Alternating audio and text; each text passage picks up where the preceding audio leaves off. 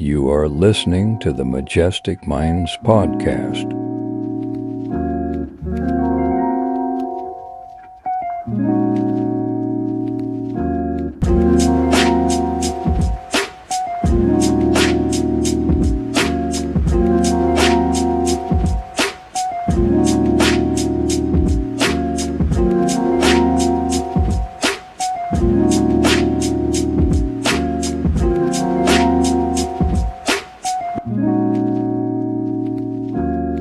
Hello again, and welcome to the first episode of the Maje tic Mindz podcast.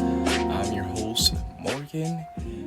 It is October 31st. Happy Halloween to the beautiful and freaky, maybe even scary people out there. And then we shall continue into this week's episode. So today, we're going to be doing something a little bit different since it's Halloween. And I want to do something relating to the theme. We're going to be reading some scary stories tonight, and then after that we're going to get back into the whole frequency saga. But before that, let's read some scary stories tonight. So I'm going to be reading you a list of stories of musicians who sold their soul to the devil. It's going to be really interesting. So I'm on a website called List Verse, right? And the article is written by Ward Hazel, and it's gonna be a really interesting article. I'll post a link in the description of this episode. So it says, top 10 musicians who sold their soul to the devil. Learning to play a musical instrument takes hard work, practice, and patience, and more practice. And that can be such a drag. Tell me about it. The devil is believed to be very fond of music, which is not surprising. After all, he does have the best tunes. Well, if you read stories from the Bible, of course. Lucifer is said to have a very special and affinity to string instruments, particularly violins and guitars. In exchange for just one soul, any condition, the Prince of Darkness can teach you how to really play that guitar. He can make you a star. You might think that no one would take him up on this offer, but we have found at least 10 musicians who allegedly thought this was a great deal. So why not take it easy on yourself and trade that soul in today? Who has time for scales anyway? Trombonists need not apply. Okay, first one is Jimmy Page. Legendary Led Zeppelin guitarist Jimmy Page was a student of occultism for a while. He bought Aleister Crowley's old home in Loch Ness, which he believed was haunted. He often talked about the strange experiences he had there. He followed Crowley's occultist teachings about focusing your attentions on what you want to get out of life. Apparently, Jimmy just wanted to play a mean guitar, and he certainly got that wish. Lots of people claimed that he had sold his soul to the devil to get such fast fingers, to which Page replied if he had, then so had the rest of the band. Which is not exactly a denial. This may be the origin of the myth that if you play Stairway to Heaven backwards, you can hear demonic voices speaking or something. Very interesting. And then number 9 is Paganini, or Paganini. I'm probably saying it wrong, but Niccolo Paganini was both of a guitarist and a violinist. So he didn't stand a chance. Born in 1782 in Genoa, he began learning the violin at the age of 7 and is considered by many of the greatest violin virtuoso of all time. He was so much better than his peers that the rumor circulated and persisted that he must have sold his soul in exchange for, though not his virtue, it could have been that of course, or it could have been the hours of practice and his extremely long fingers, which allowed him to play 3 octaves across 4 strings, which was unheard of. His band span was probably due to Marfan syndrome, which typically leads to sufferers being exceedingly tall with long limbs. Paganini, like all music geniuses, used his skills mostly to get girls. He was a great womanizer and was said to trap the souls of young women inside his violin, although quite how he did it no one ever explained. One concert goer in Vienna even claimed to have seen the devil guiding Paganini's arm, which probably made for interesting conversation during the interval. And then here's someone that I'm very familiar with. I saw this on TikTok once, and I want to look more on it. This is number 8, Robert Johnson. Robert Johnson is probably the most famous soul in the Devil's collection. Sometime during the 1930s, he said to have met the devil, allegedly, at the Clarksdale's crossroads. He was said to have been a decent harmonica player, but a terrible guitarist. Then he disappeared for a few weeks. He's supposed to have taken his guitar to the crossroads in Mississippi, where the devil returned his guitar and gave him a few lessons.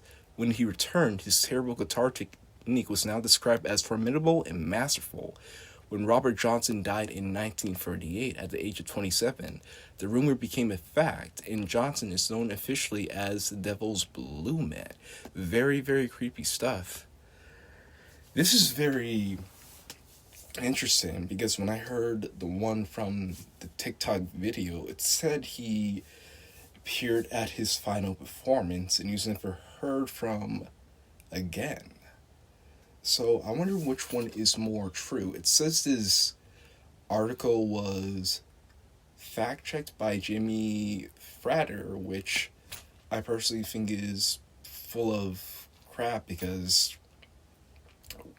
what exactly does fact-checking even mean? Does that mean you independently verify a source being true, or the truth can be verified by, such as like the media or other various sources? What exactly does fact-checking mean? Does anyone ever know? I'm kind of like old school, and I value in finding your own answers, your own research, and being able to like verify or at least have an understanding of what you believe in instead of having it be told by various people. I'm not really the fan of this whole idea of fact-checking, but if you have an interesting comment about fact-checking or any ideas about it, be sure to leave it down in the comments or be sure to email me. Alright.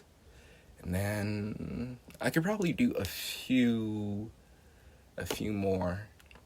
Okay, number 7 is UFC. I don't know if I'm going to pronounce this name right. I'm probably going to butcher it, but I'll try. UFC, right? UFC Tarnini. I'm probably saying it wrong, but UFC Tarnini is said to not only sold his soul to the devil, but also to have composed a song with him. Trillo de Diavolo, or the Devil's Trill, came to Tarnidi in a dream. The music came to him, he said, after his dream self had also sold his soul. He failed to check the small print on the deal, however, because the music he wrote down when he woke was not as complex as the Devil's tune. Perhaps that's just as well. However, as the Devil's Trill is said to be of one of the most technically demanding pieces for violin ever written. Although he was a very accomplished musician, he soon discovered that he was not really good enough to play his own tune, and so he had traded his soul for a tune he could not play. They're tricksy, these devils. Tarnini spent the rest of his life trying to properly master his own tune, which must have been annoying. He was, however, a first-class musician, as well as a notorious womanizer, a brawler, and an expert swordsman. Holy crap. Yeah, that dude has some shit going on. A natural womanizer, a brawler, and a top-class musician. Very, very interesting. Alright, now back to the saga with frequencies. Okay, so why are frequencies important and why you should understand the value of them? So I'm going to read you this article from the High Power Media, written by, Chris at highpowermedia.com. I'm guessing that's the email and the person who wrote this article, but let's start reading. Some of the recent articles concerning pushrod valetarians have tried to explain the importance of valetarian stiffness. The advent of the spintron tester and its widespread development in the R&D shops of engine builders have given engineers a better insight into valvetarian behavior, especially the sorry the I can't say it from the theatrical value lift curve. We might expect a lifter, pushrod, rocker to import the valve. Anything that doesn't behave as an infinitely stiff member, which means everything will affect the motion of the head of the valve. And wait. Oh no. My bad. I'm in a completely different article, wrong article here. Hold on, let me find it. I gotta find it.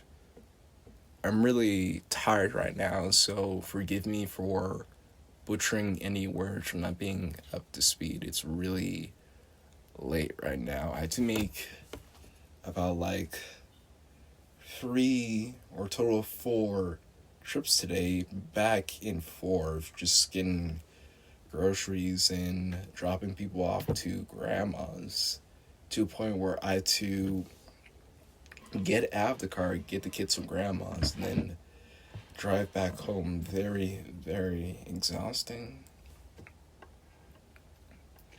It's like you just wake up one day and then you just never get back to bed until like the day's over, and like you could just not be working or not be in school.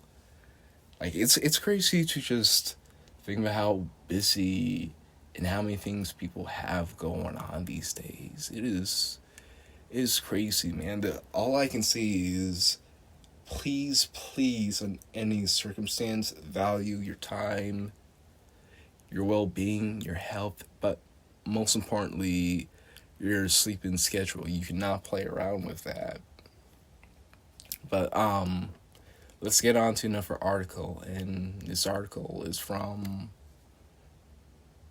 GoHertz.com, right?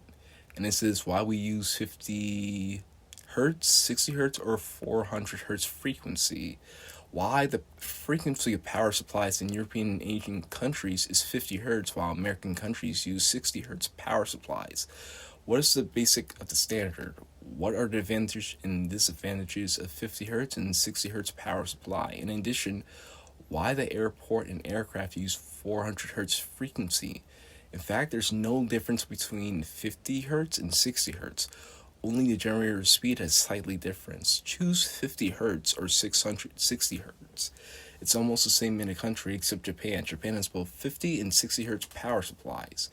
We should be aware that why we use 50 hertz or 60 hertz rather than lower or higher frequency. In an electrical system, frequency is a very important basic element, not arbitrarily determined. It looks like simple, but in fact is a much complex issue involved with many aspects. From the principle, we should mention that the classical electromagnetic theory found by Maxwell, Hertz added a critical point from Maxwell's theory.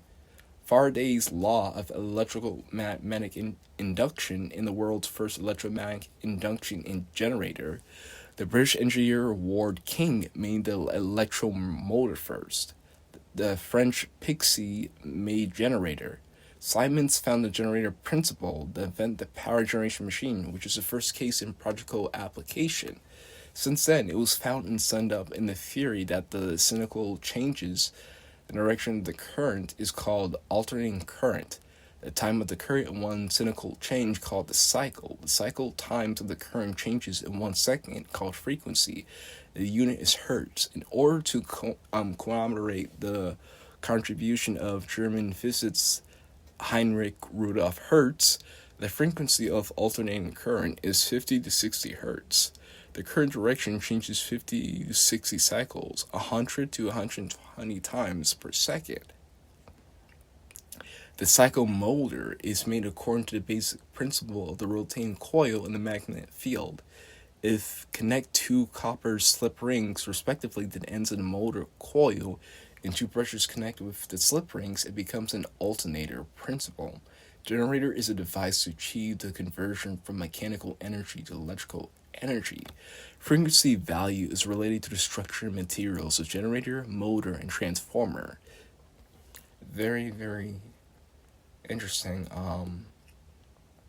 I can't get too much of it because this is supposed to be a short episode and I'm running on little time, but there's another article by the what does it say? I can't really see. Okay, the website, it's called SIGA.org. Natural Law is Science. And then there's an article called, "Do you know the entire universe is made of different kinds of frequencies? Sound and vibration give birth to form. Where we come from, we can trust in. Why do frequencies matter? Souls are having a human experience here on Earth. That's why it's important to keep our vibrations in a higher level. Since the soul is our life force energy,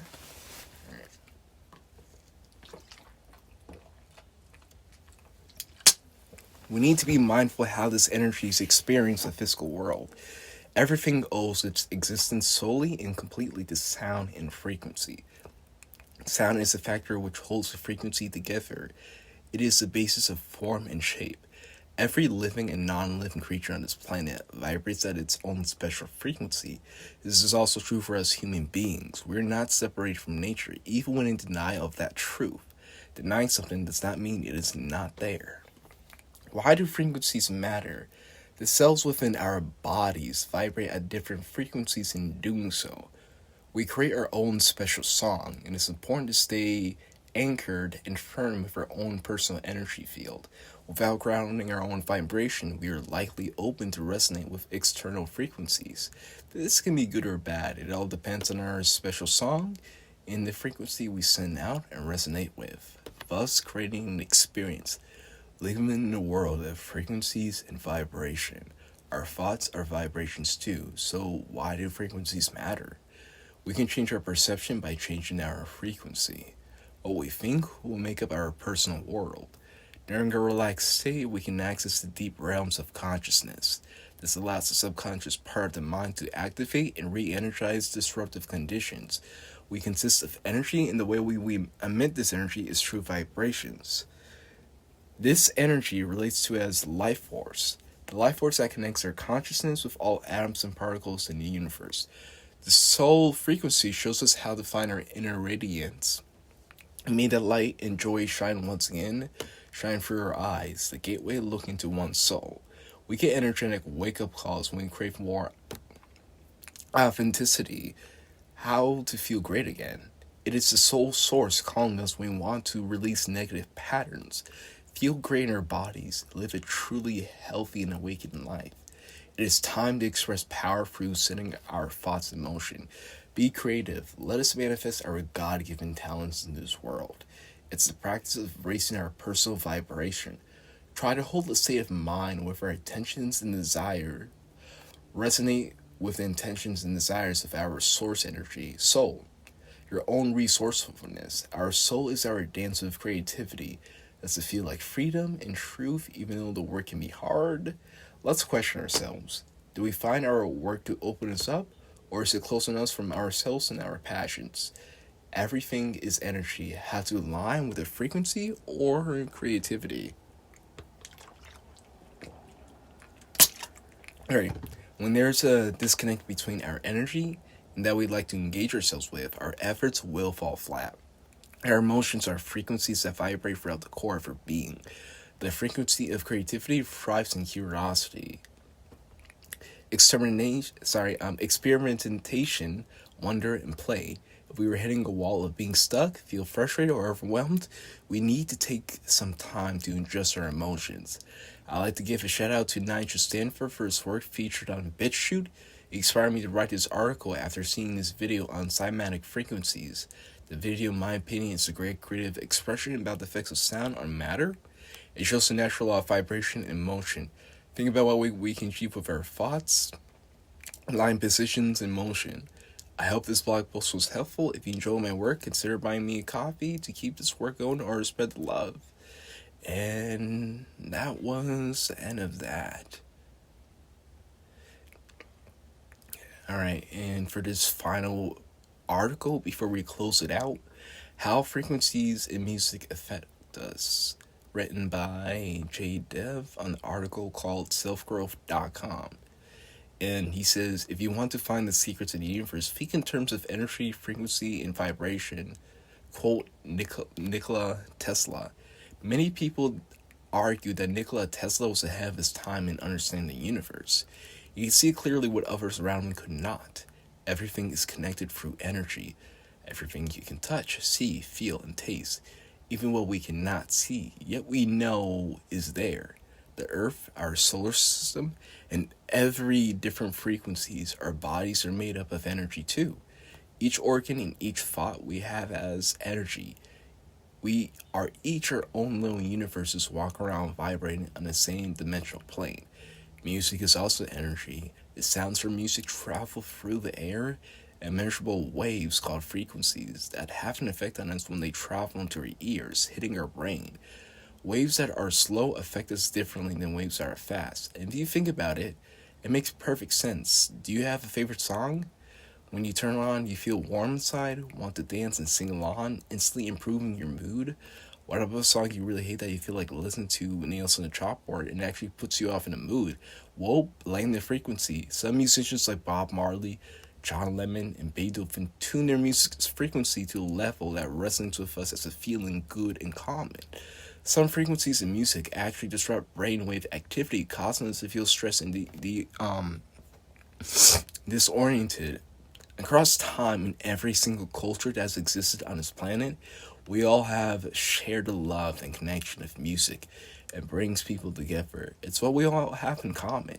It's used to heal broken hearts as reminders of past memories and even in spiritual ceremonies to strengthen our connection to God or the universe. You may ask, what is it that makes music so special to us?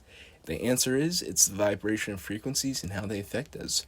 We're only beginning to understand just how powerful of an effect that is.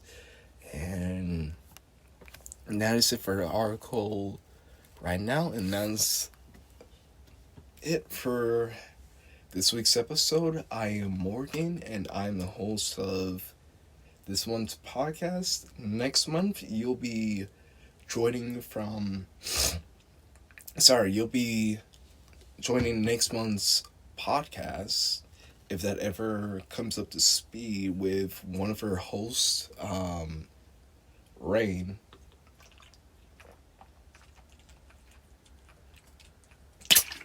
Hopefully you guys have a great time with him.